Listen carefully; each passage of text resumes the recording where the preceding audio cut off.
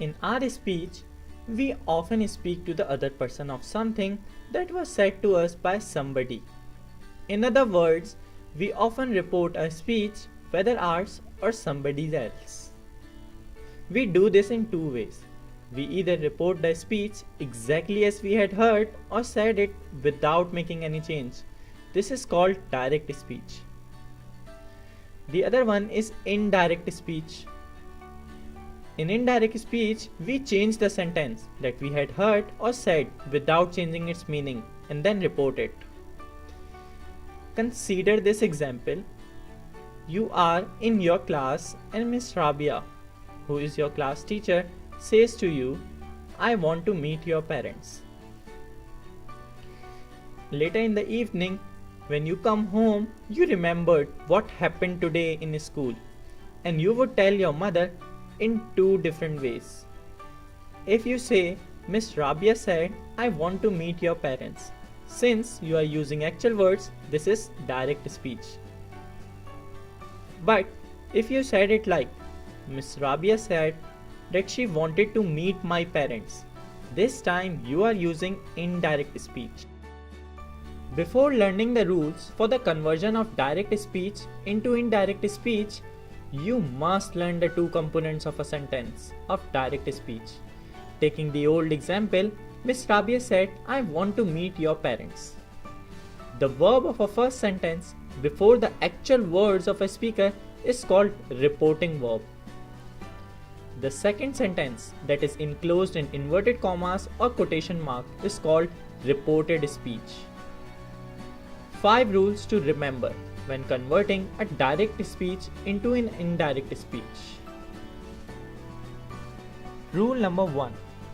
The first rule says that words of the speaker is not enclosed in inverted commas or quotation mark in indirect speech. See the example again. Miss Rabia said that she wanted to meet my parents. No inverted commas. Rule number 2, which states that the conjunction that will be used between reporting verb and reported speech. See the example again. We use that between Miss Rabia said and she wanted to meet my parents. This brings me to rule number 3, which is for changes of pronoun. Pronoun is a word which used in place of a noun. There are several pronouns, but for narration, we consider only the mentioned one. Pronouns can be categorized according to persons: first person pronoun, second person pronoun, and third person pronoun. First person pronoun are I and we. Rule says that if we found first person pronoun in reported speech, we will change it according to the subject of reporting verb. Second person pronoun is you. And rule says that if we found you in reported speech, we will change it according to the object of reporting verb. Third person pronoun are he, she, it, they, or any name. They remain the same, as we will make no changes in them. This brings me to one of the most important rules, which is for changes of tenses. Note, these changes are only if the reporting verb is in past tense, like she said, they said. Then all the present tenses will be changed into past tenses. This is very easy, but for past tenses, past simple and past progressive will be changed into past perfect and past perfect progressive, and the last two remain same.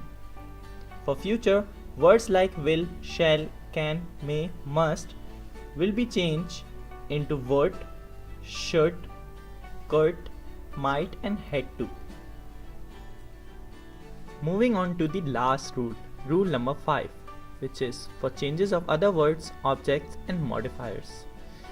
There is a list of words, and whenever you find these words in the reported speech, you have to change it.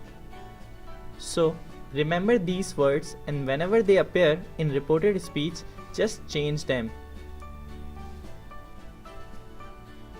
These rules are for basic conversion, but sometimes we have imperatives, interrogatives, exclamatory, and optative sentences in reported speech. Each has certain rules, but these rules apply to all of them. In the next video, we will be doing all the other remaining sentences. Till then, goodbye, but don't forget to share this video.